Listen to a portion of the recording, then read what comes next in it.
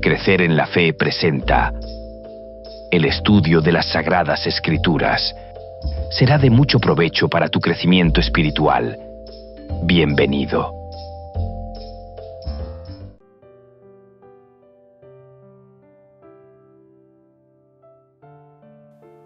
En el Evangelio de Juan, la expresión «yo soy» tiene un significado profundamente teológico y es utilizada por Jesús en varias ocasiones para expresar su identidad divina.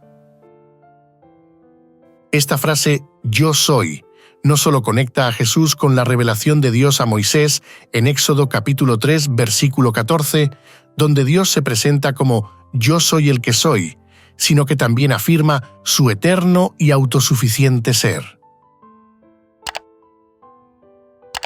El pensamiento inspirado dice: Cayó el silencio sobre la vasta concurrencia.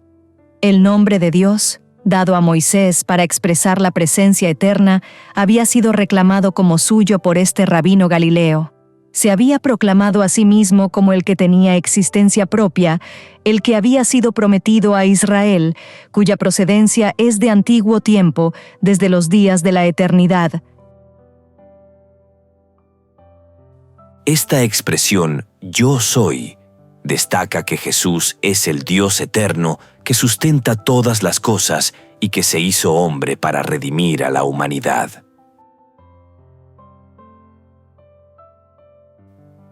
En Juan capítulo 1, versículo 14, se recalca la encarnación del Verbo. Y aquel Verbo fue hecho carne y habitó entre nosotros. Sobre la encarnación del Hijo de Dios se resaltan dos aspectos muy importantes. El primer aspecto, y el Verbo se hizo carne. La forma verbal traducida aquí como «se hizo» es del verbo griego «ionomai». El verbo griego «ionomai» significa «llegar a ser» y está en tiempo aoristo, tiempo pasado.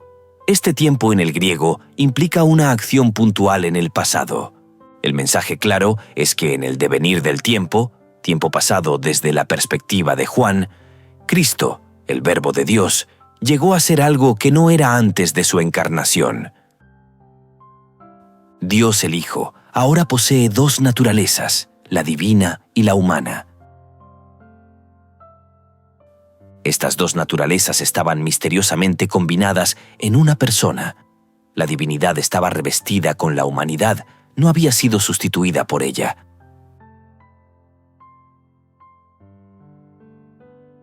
El segundo aspecto, habitó entre nosotros. Aquí se está utilizando la palabra griega eskenosen, habitó, que implica la idea de poner su tabernáculo, recordando el santuario en el desierto donde la presencia divina moraba entre su pueblo. De este modo, Jesús es presentado como el cumplimiento de esa promesa, Dios viviendo entre los seres humanos, lleno de gracia y verdad, atributos que solo Dios posee plenamente. El uso de los «yo soy» a lo largo del Evangelio tiene un propósito claro. ¿Sabes cuál es ese propósito? Es revelar aspectos específicos del carácter y la misión de Jesús. Entre los aspectos más destacados del carácter y la misión de Jesús, encontramos: Primero, yo soy el pan de vida. Jesús se identifica como el único que puede satisfacer plenamente las necesidades espirituales de la humanidad. Segundo, yo soy la luz del mundo.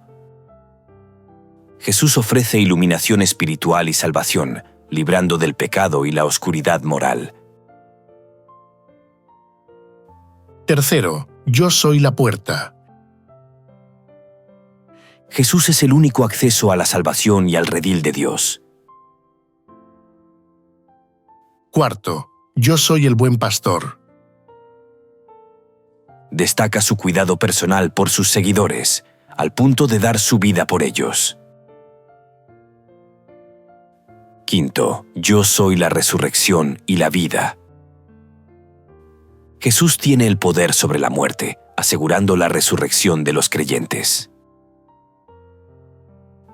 Sexto, yo soy el camino, la verdad y la vida.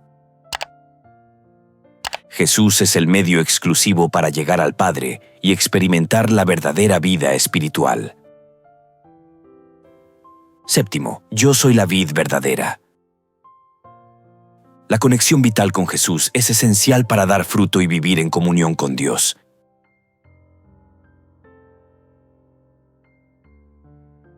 El Evangelio de Juan enfatiza que estas declaraciones no solo son teológicas, sino también prácticas, mostrando cómo Jesús suple todas las necesidades humanas fundamentales y actúa como mediador entre Dios y los hombres.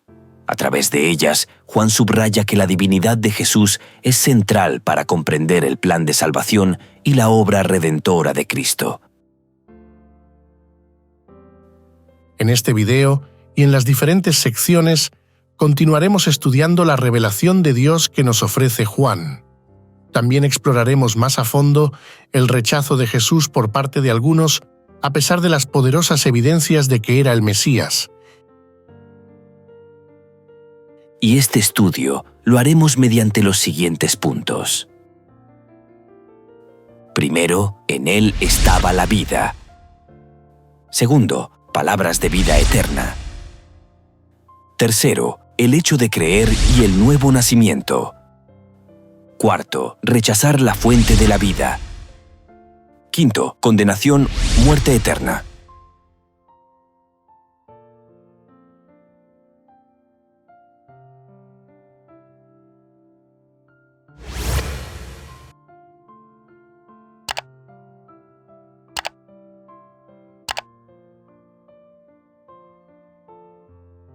En él estaba la vida.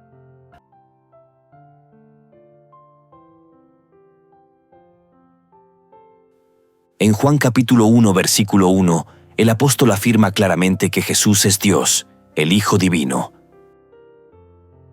En el principio era el Verbo, y el Verbo era con Dios, y el Verbo era Dios. Por consiguiente, en Juan capítulo 1, versículo 4, en él estaba la vida, y la vida era la luz de los hombres. La referencia a la vida aquí tiene que ser la vida divina, la autoexistencia eterna subyacente. Puesto que Él tiene vida en sí mismo, puede entregar su vida y volver a tomarla, y por la misma razón puede dar vida a quien Él quiera. Este versículo 4, en Él estaba la vida, y la vida era la luz de los hombres, se refiere a dos aspectos fundamentales de la naturaleza y misión de Cristo. El primer aspecto, la vida; el segundo aspecto, la luz. Ambas son características esenciales de su ser divino y de su papel como salvador de la humanidad. En cuanto al primer aspecto, en él estaba la vida, podemos decir lo siguiente. El término vida proviene del griego zoe, aparece 36 veces en el Evangelio de Juan. Aquí Juan se refiere a dos cosas.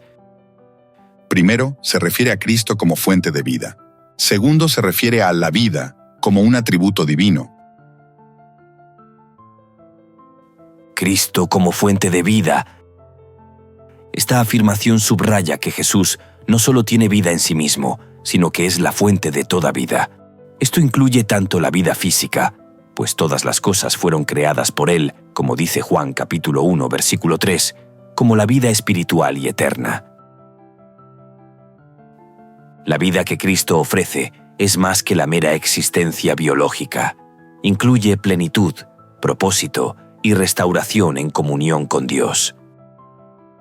Así, aquel que trajo la vida a la existencia en ocasión de la creación es el mismo que trae la salvación, la vida eterna, a un mundo perdido.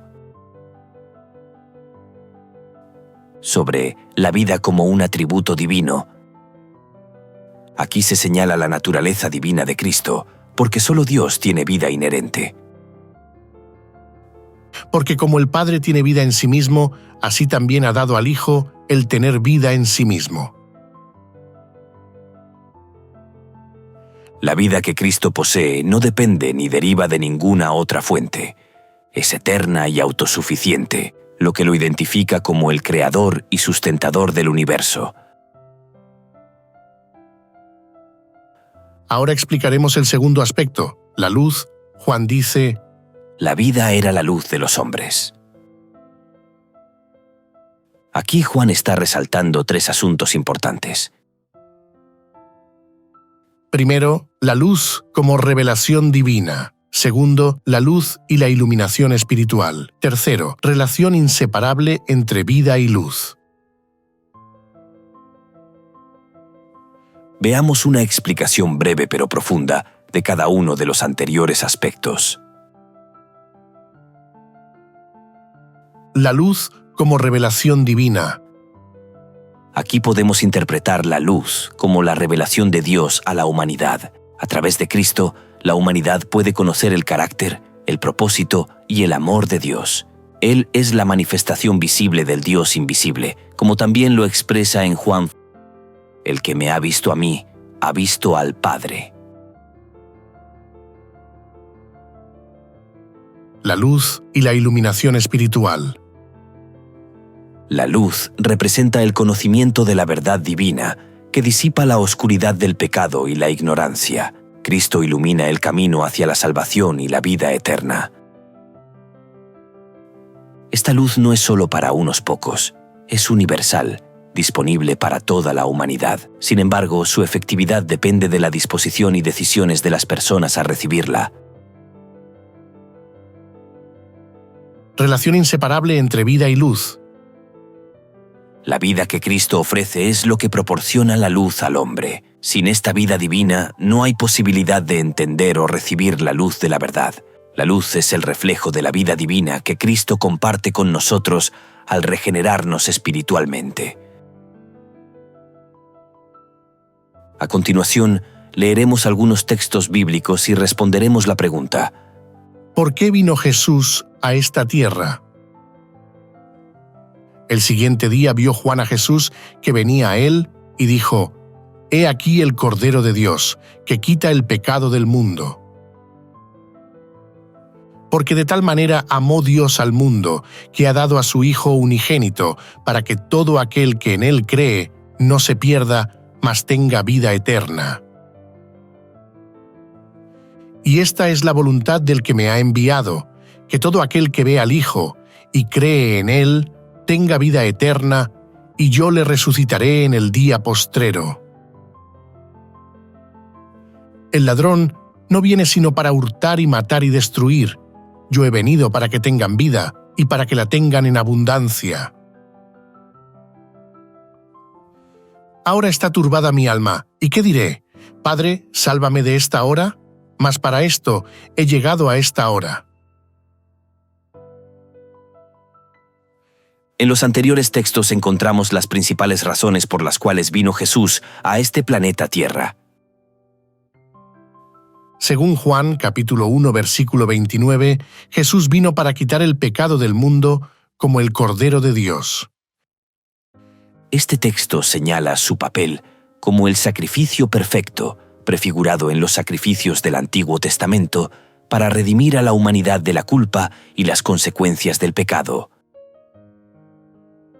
En la expresión que quita el pecado del mundo, el verbo quitar no solo se refiere al perdón del pecado, sino también a la eliminación final del pecado y sus efectos. Según Juan capítulo 3 versículos 16, Jesús vino por amor a la humanidad. Este versículo destaca que su misión fue motivada por el amor infinito de Dios, quien envió a su Hijo para dar vida eterna a quienes creen en Él. Su venida fue un acto de gracia para salvarnos del destino de la muerte eterna y ofrecernos un futuro glorioso. Según Juan capítulo 6 versículos 40, Jesús vino para hacer la voluntad del Padre, que es dar vida eterna a los creyentes y asegurar la resurrección futura. Jesús vino para hacer la voluntad del Padre, que es dar vida eterna a los creyentes y asegurar la resurrección futura. Esto subraya que la misión de Jesús no fue autónoma, sino que estaba en completa armonía con el plan de salvación diseñado por Dios. Según Juan capítulo 10 versículos 10, Jesús vino para dar vida abundante. Esto incluye no solo la vida eterna, sino también una vida plena aquí y ahora, marcada por paz, gozo y restauración espiritual. Su misión es traer liberación de las cadenas del pecado, las cargas emocionales y la muerte espiritual, permitiendo a los seres humanos experimentar la verdadera libertad en Él. Según Juan capítulo 12 versículos 27, Jesús vino para cumplir su misión redentora mediante la cruz. Este versículo refleja el enfoque de Jesús en su propósito final: morir por los pecados de la humanidad y reconciliar al mundo con Dios. A pesar del sufrimiento que esto implicaría, Jesús sabía que su muerte era esencial para la salvación. Juan agrega: Como Moisés levantó la serpiente en el desierto, así es necesario que el Hijo del Hombre sea levantado, para que todo el que crea en él no se pierda, sino que tenga vida eterna. Así como la serpiente de bronce tomó el lugar de los israelitas que habían sido mordidos por serpientes, Jesús tomó nuestro lugar, es decir, el de quienes hemos sido golpeados por el pecado. Él, como sustituto, asumió el castigo que nos correspondía a fin de que pudiéramos recibir la vida que le pertenece. Cristo vino a revelarnos al Padre, porque a Dios nadie lo vio jamás. El Hijo único, que es Dios, que está en el seno del Padre, Él lo dio a conocer. Al contemplar el carácter de Jesús, contemplamos el del Padre. El estudio de esta sección nos deja la siguiente aplicación espiritual. Reconocer a Jesús como la fuente de vida y luz nos llama a vivir en una relación diaria y dependiente de Él, quien nos ofrece no solo la salvación y la vida eterna, sino también guía, transformación y propósito en la vida presente. Así como Él vino a quitarnos el pecado y a mostrarnos al Padre, estamos invitados a aceptar su sacrificio, permanecer en su luz y reflejar su carácter al mundo, para que a través de nuestro testimonio muchos conozcan el amor de Dios.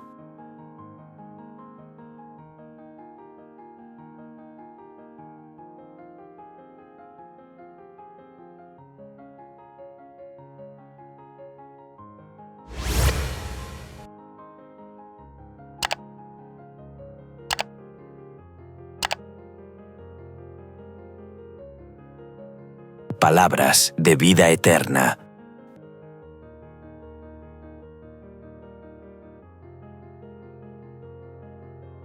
Iniciaremos nuestro estudio leyendo el siguiente pasaje bíblico. Sabiendo Jesús en sí mismo que sus discípulos murmuraban de esto, les dijo: ¿Esto os ofende? Pues qué, si viereis al Hijo del Hombre subir a donde estaba primero. El Espíritu es el que da vida, la carne para nada aprovecha. Las palabras que yo os he hablado son espíritu y son vida. Pero hay algunos de vosotros que no creen, porque Jesús sabía desde el principio quiénes eran los que no creían y quién le había de entregar. Y dijo: Por eso os he dicho que ninguno puede venir a mí, si no le fuere dado del Padre. Desde entonces, muchos de sus discípulos volvieron atrás, y ya no andaban con él. Dijo entonces Jesús a los 12: ¿Queréis acaso iros también vosotros? Le respondió Simón Pedro: Señor, ¿a quién iremos? Tú tienes palabras de vida eterna. Teniendo en cuenta el anterior pasaje, cuando Jesús preguntó a los discípulos si querían dejarlo, ¿cuál fue el significado de la respuesta de Pedro? En este pasaje que estamos estudiando, Jesús confronta a sus discípulos después de enseñarles una verdad difícil de aceptar: que debían comer su carne y beber su sangre, una referencia simbólica a aceptar plenamente su sacrificio. Muchos de los que lo seguían se escandalizaron y dejaron de acompañarlo. Ante esta situación, Jesús preguntó a los 12 si también querían abandonarlo. Pedro respondió: Señor, ¿a quién iremos? Tú tienes palabras de vida eterna, y nosotros hemos creído y sabemos que tú eres el Cristo, el Hijo del Dios viviente. El significado de la respuesta de Pedro abarca los siguientes aspectos. Primero, reconocimiento de la necesidad espiritual. Segundo, firmeza en la fe. Tercero, compromiso personal. Cuarto, confianza en la autoridad de Jesús. Reconocimiento de la necesidad espiritual. Pedro reconoce que no hay otro lugar donde encontrar la verdad, la esperanza y la salvación. Jesús es la única fuente de palabras de vida eterna. Esta declaración muestra que Pedro comprendió que la enseñanza de Jesús trascendía lo literal y se enfocaba en una relación espiritual con Él como el pan de vida. Firmeza en la fe. Mientras otros abandonaban a Jesús por no entender o aceptar sus palabras, Pedro expresó la fe de los discípulos en Jesús como el Cristo, el Mesías y el Hijo de Dios. Esto resalta que, aunque los 12 no comprendieran completamente el significado de las palabras de Jesús, confiaban en su identidad y misión. Compromiso personal. La respuesta refleja una decisión consciente de seguir a Jesús a pesar de las dificultades o las enseñanzas difíciles. Pedro entendió que apartarse de Jesús significaba alejarse de la única fuente de esperanza y vida eterna. Confianza en la autoridad de Jesús. Al decir que Jesús tiene palabras de vida eterna, Pedro reconoció que el mensaje de Cristo es de origen divino y tiene el poder de salvar. Esto indica que Pedro y los discípulos no solo seguían a Jesús por los milagros, sino porque habían aceptado su mensaje como verdad absoluta. Podemos resaltar que las palabras de Pedro acerca de la vida eterna están conectadas con un tema que recorre todo el Evangelio de Juan. Una concentración de fraseología sobre la vida eterna aparece en Juan capítulo 6, en el contexto de la alimentación de los 5.000. Jesús dice que Él es el pan de vida, lo que significa que su vida, su muerte y su resurrección son la fuente de la vida eterna, de la salvación. La expresión vida eterna y sus equivalentes aparecen al menos 17 veces en el Evangelio de Juan. No se refiere allí a una existencia espiritual, a formar parte de un ser eterno o a algún otro concepto etéreo, sino al poder vivificante que produce salvación y da sentido a nuestra existencia actual y a la vida sin fin cuando regrese nuestro Señor. Así como Jesús se hizo carne, la resurrección de la que Él habla ocurre en el tiempo, en el espacio, en un cuerpo material. Es una resurrección de entre los muertos, una renovación de la vida que una vez tuvimos en el Edén.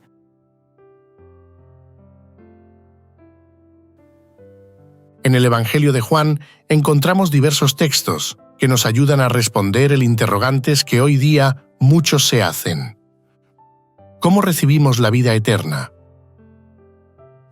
La conclusión clara de estos textos del Evangelio de Juan es que recibimos la vida eterna al creer o tener fe en Jesucristo como el Hijo de Dios y permanecer en su palabra. Esta fe implica confiar plenamente en Él como nuestro Salvador, aceptar su sacrificio redentor y vivir en una relación continua de obediencia y comunión con Él. Solo por la fe creemos que Jesucristo vino a vivir y a morir por nosotros. Recibimos esta fe como un don o regalo, pero debemos elegir conscientemente entregarnos a Jesús, arrepentirnos y reclamar su sangre para recibir el perdón y la limpieza del pecado. Cuando Jesús preguntó a Pedro si él también se iría, su respuesta fue: Señor, ¿a quién iremos? Tú tienes palabras de vida eterna. Esa declaración resume la esencia de la salvación y cómo se la alcanza. La salvación proviene de Jesús, quien, puesto que posee vida eterna, la ofrece gratuitamente a quienes la aceptan en respuesta al Espíritu Santo. El estudio de esta sección nos deja la siguiente aplicación espiritual.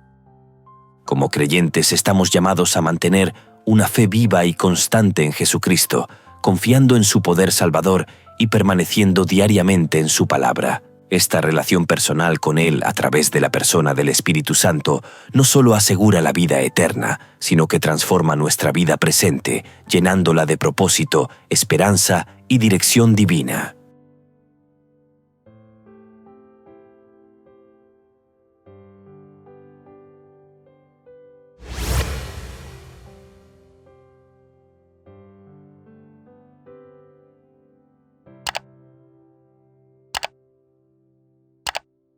El hecho de creer y el nuevo nacimiento.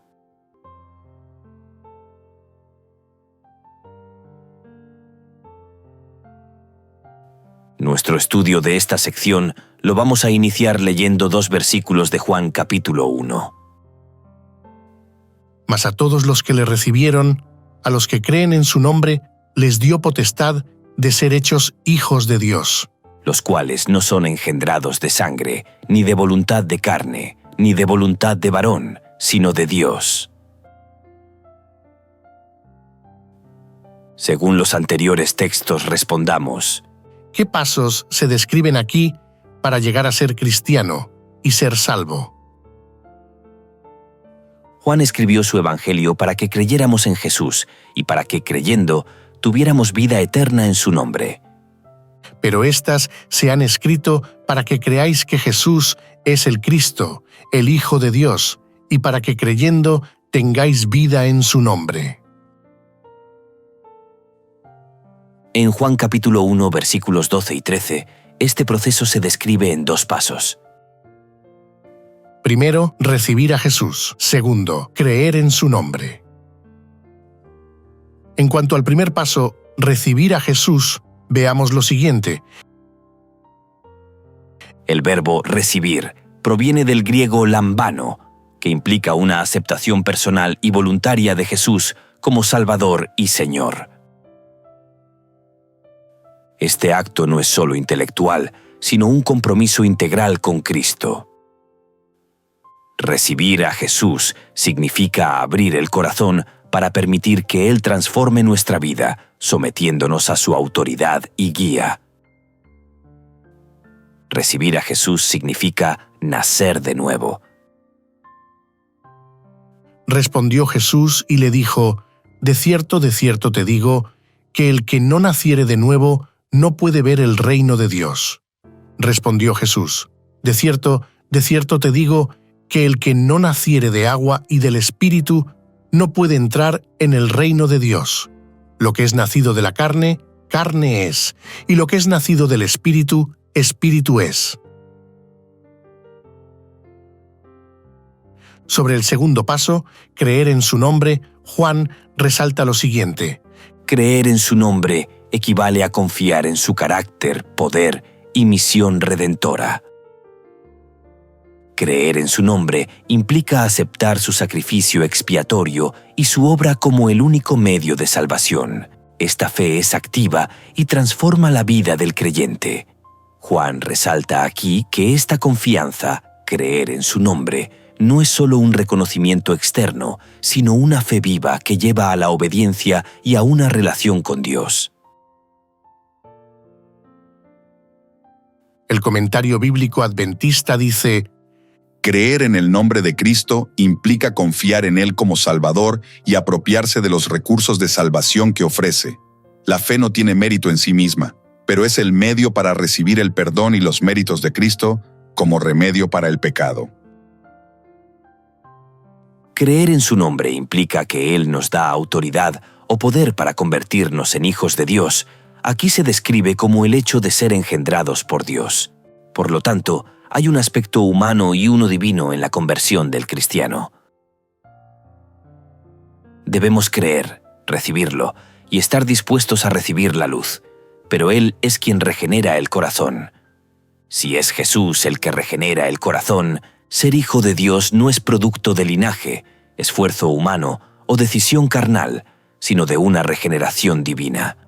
Esto resalta que el nuevo nacimiento espiritual es obra exclusiva de Dios en la persona del Espíritu Santo, y Dios es quien nos adopta como sus hijos por su gracia. Creer en su nombre es sinónimo de fe. De hecho, la fe misma es un don de Dios que resulta de oír su palabra. El pensamiento inspirado dice: Para tener una fe verdadera y permanente en Cristo, debemos conocerlo tal como está representado en la palabra. El espíritu que opera en la mente humana y la ilumina, crea fe en Dios. Quienes creen y aceptan al Hijo de Dios como el Mesías reciben la vida eterna. Juan también hace hincapié en aceptar o creer la palabra que Jesús pronunció. De cierto os digo, el que oye mi palabra y cree al que me envió, tiene vida eterna, y no vendrá a condenación, mas ha pasado de muerte a vida. Y la función del Espíritu Santo es producir convicción y arrepentimiento.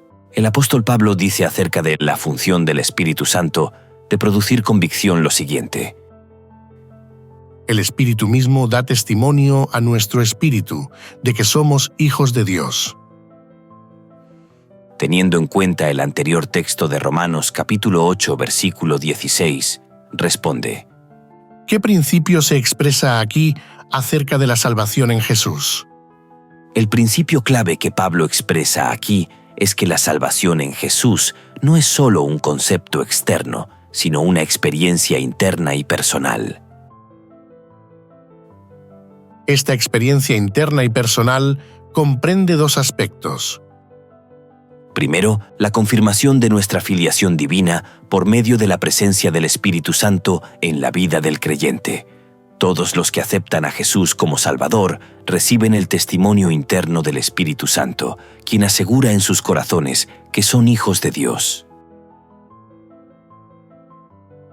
Y el segundo aspecto es el inicio de una relación personal y genuina con Dios el Padre, fruto de la obra de Cristo y el Espíritu en la vida del creyente.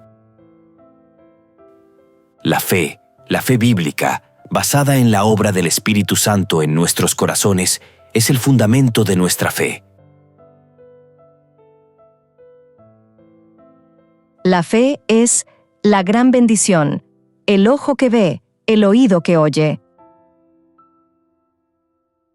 El estudio de esta sección nos deja la siguiente aplicación espiritual.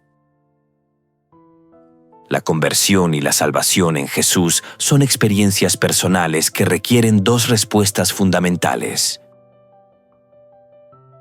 recibir a Jesús como Salvador y creer en su nombre con fe activa. Sin embargo, es Dios quien transforma el corazón por medio de su Espíritu Santo. Esta verdad nos enseña que, aunque debemos abrirnos a recibir a Cristo, la obra de salvación no depende de nuestro esfuerzo, sino de la gracia divina. Por lo tanto, nuestra responsabilidad es cultivar una fe viva al buscar conocer a Cristo a través de su palabra y permitir que su Espíritu guíe nuestras vidas. Y nuestra seguridad está en descansar en el testimonio del Espíritu Santo, quien confirma nuestra identidad como hijos de Dios, dando paz y confianza en la salvación. Recuerda, como creyentes, debemos vivir en completa dependencia de Cristo y su Espíritu, desarrollando una relación genuina con Dios que transforma la vida y da testimonio de su gracia.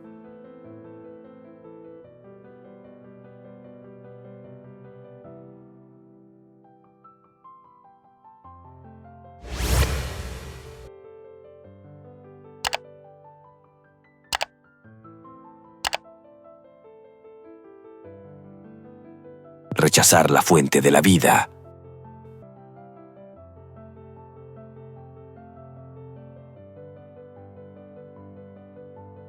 Algunos de los relatos más tristes de toda la Escritura aparecen en el Evangelio de Juan. La luz en las tinieblas resplandece y las tinieblas no prevalecieron contra ella. En el mundo estaba y el mundo por él fue hecho, pero el mundo no le conoció. A lo suyo vino, y los suyos no le recibieron. Este triste pasaje deja claro que el yo soy fue rechazado por muchos de los suyos. No es de extrañar que Pablo advirtiera más tarde: No pierdan, pues, su confianza. como hemos visto una y otra vez, Cristo fue rechazado porque la gente no aceptó su palabra. ¿Por qué no entendéis mi lenguaje? Porque no podéis escuchar mi palabra.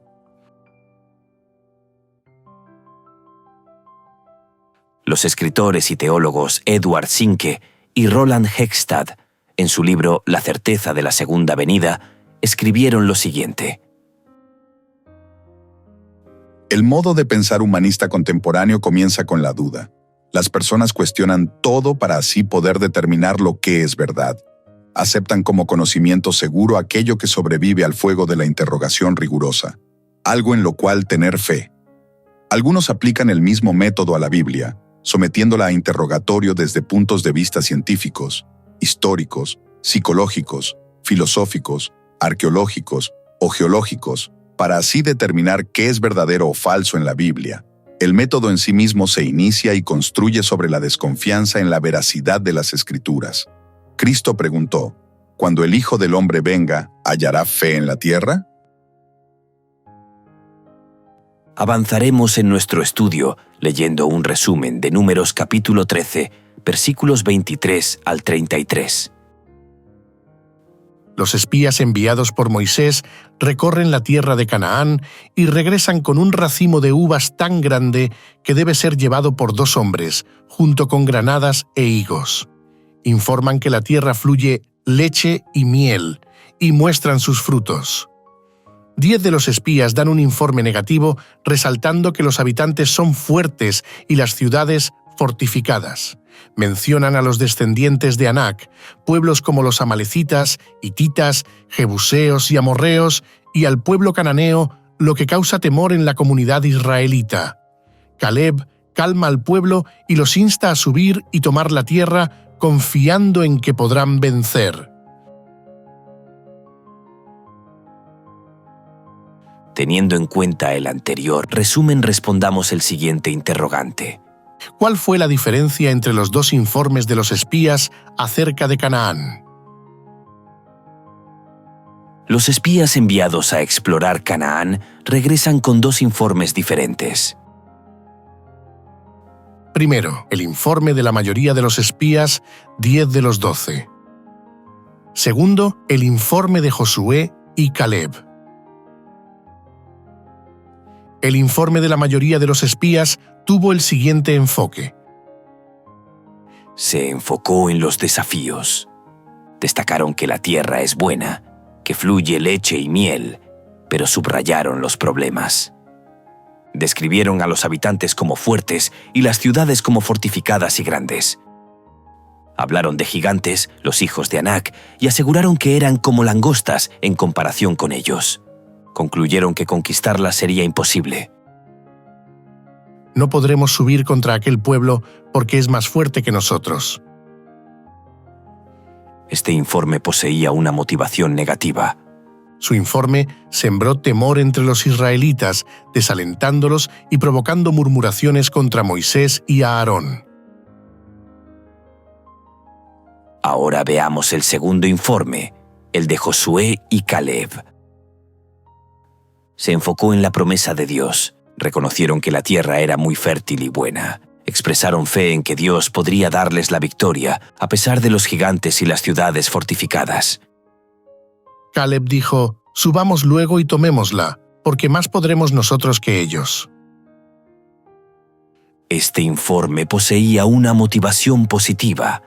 Animaron al pueblo a confiar en la promesa de Dios, recordando que Él los había guiado hasta allí y les daría la victoria. Se nos pregunta: ¿cuál fue la diferencia entre los 2 informes? Diferencia clave entre estos 2 informes es: la mayoría vio los obstáculos como insuperables, porque confiaron solo en sus propias fuerzas. Josué y Caleb vieron los mismos obstáculos, pero confiaron en el poder y las promesas de Dios. Esta diferencia es un contraste entre la fe en Dios y la incredulidad basada en el miedo. Es decir, la diferencia principal radica en la perspectiva y la fe. Mientras los 10 espías se enfocan en los obstáculos y expresan temor e incredulidad, Caleb muestra fe en Dios y confianza en su promesa, alentando al pueblo a avanzar y conquistar la tierra prometida. El pecado de los hebreos en Cades Barnea fue dudar de la palabra y del poder de Dios, quien les había ordenado que subieran y tomaran posesión de la tierra.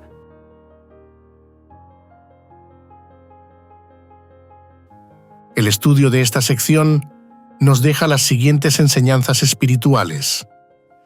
Primera, confía en las promesas de Dios, no en tus limitaciones. Segunda, la fe vence el temor.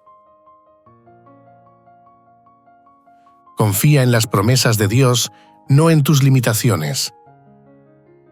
Los 10 espías se enfocaron en sus propias limitaciones y en la magnitud de los problemas, olvidando que Dios les había prometido la victoria. Hoy, como creyentes, enfrentamos desafíos que pueden parecer imposibles, pero debemos recordar que el poder de Dios es mayor que cualquier obstáculo. Aplicación. Cuando enfrentemos problemas como una enfermedad, dificultades financieras o conflictos personales, debemos confiar en que Dios está con nosotros y cumplirá sus promesas. La fe vence el temor. Josué y Caleb demostraron que la fe en Dios trae valentía, mientras que el miedo lleva al desánimo y a la derrota. En un mundo lleno de incertidumbre, nosotros debemos elegir confiar en Dios en lugar de dejarnos paralizar por el temor. Aplicación. Debemos enfrentar cada día con fe, sabiendo que Dios está al control. Debemos ser una voz de ánimo y confianza para quienes nos rodean, como Josué y Caleb lo fueron para Israel.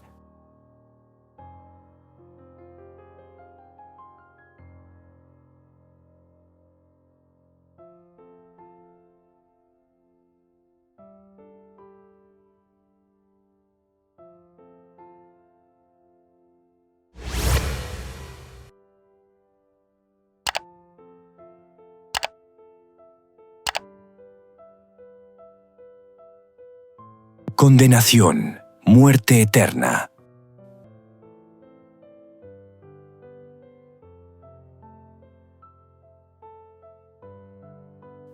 Esta sección la vamos a iniciar leyendo Juan capítulo 3 versículos del 18 al 21.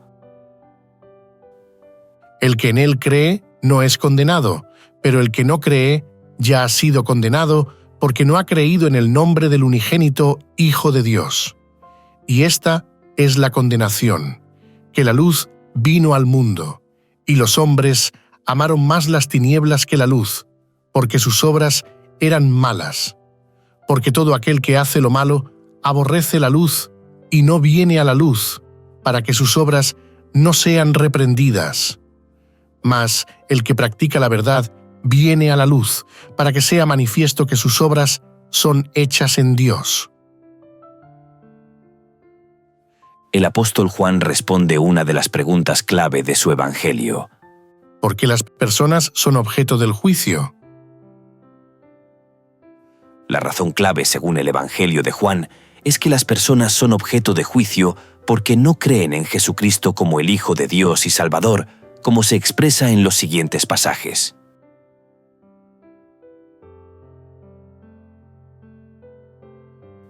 En estos pasajes se destaca que la condenación no proviene de Jesús, sino de la decisión de rechazarlo. Por ejemplo, Juan capítulo 3 versículo 18 dice: El que no cree ya ha sido condenado. Juan capítulo 8 versículo 24 dice: Si no creéis que yo soy, en vuestros pecados moriréis. La falta de fe en Jesús, no creer en Jesucristo como el Hijo de Dios, los hace objeto de juicio. No tener fe en Jesús, quien es la luz y la vida, resulta en separación de Dios, lo que implica juicio y condenación eterna. Por lo tanto, el rechazo a Cristo es la raíz del juicio divino. El rechazo de Jesucristo, la luz del mundo, nos deja expuestos a la duda y a las tentaciones del diablo. significa pasar de la luz a las tinieblas. Eva recibió luz acerca de cómo relacionarse con el árbol que estaba en el centro del jardín. Satanás la tentó a cuestionar la luz. Ella puso a prueba la palabra de Dios, razonando que un Dios de amor no destruiría a las criaturas que Él había creado. También se apoyó en los datos de sus sentidos. La serpiente había comido del fruto y ahora era capaz de hablar. Razonó que tal vez la serpiente tenía razón. Pensó que si comía del fruto, sería como Dios. Engañada, se apartó de la luz, y su marido eligió el mismo camino. Y para finalizar nuestro estudio, lo haremos leyendo el siguiente pasaje bíblico de Mateo. Entonces, Jesús fue llevado por el Espíritu al desierto para ser tentado por el diablo, y después de haber ayunado 40 días y 40 noches, tuvo hambre. Y vino a él el tentador, y le dijo: «Si eres hijo de Dios, di que estas piedras se conviertan en pan». Él respondió y dijo: «Escrito está, no solo de pan vivirá el hombre, sino de toda palabra que sale de la boca de Dios». Teniendo en cuenta el anterior texto, respondamos la siguiente pregunta. ¿Cuáles fueron los principios que utilizó Cristo en el desierto para combatir los engaños de Satanás durante la tentación? Jesús es tentado por Satanás en el desierto. Aquí, Jesús utiliza y nos enseña principios clave para combatir los engaños de Satanás. Estos principios son 4. Primero, confianza en la palabra de Dios como la máxima autoridad. Segundo, uso de las Escrituras para enfrentar la tentación. Tercero, prioridad de las necesidades espirituales sobre las físicas. Cuarto, dependencia de Dios y no de las circunstancias materiales. Confianza en la palabra de Dios como la máxima autoridad. Cuando Satanás le sugiere a Jesús que convierta las piedras en pan para satisfacer su hambre, Jesús responde citando las Escrituras. Escrito está, no solo de pan vivirá el hombre, sino de toda palabra que sale de la boca de Dios. Este principio demuestra que la verdad de las Escrituras es la guía para resistir el error y las mentiras. Este principio muestra la importancia de depender y confiar en la palabra de Dios por encima de las necesidades físicas. Uso de las Escrituras para enfrentar la tentación. Jesús combate cada tentación usando la palabra de Dios. En este caso, su respuesta a Satanás se encuentra en Deuteronomio capítulo 8, versículo 3, demostrando que un conocimiento profundo y la aplicación de las Escrituras son esenciales para resistir las tentaciones y engaños. Prioridad de las necesidades espirituales sobre las físicas. Jesús demuestra que las necesidades espirituales y la obediencia a Dios son más importantes que las necesidades físicas y temporales. Al rechazar convertir las piedras en pan, Jesús muestra que su prioridad es cumplir la voluntad de Dios y vivir de acuerdo con sus enseñanzas.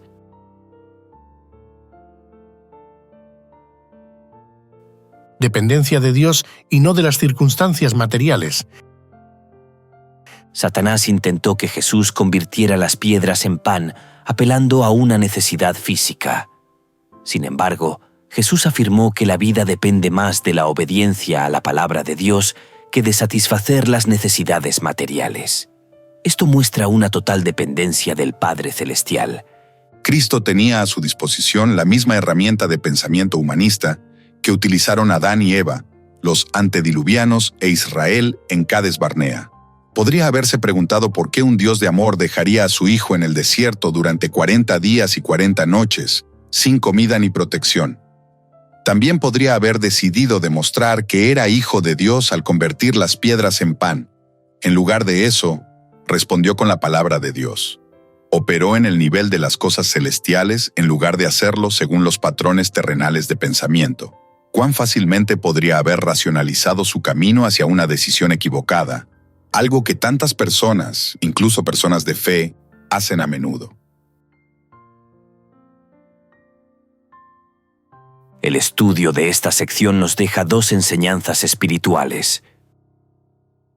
La primera, la fe en Jesús, nos libera del juicio y de la condenación. La segunda, vivir en la luz, implica someterse a la palabra de Dios.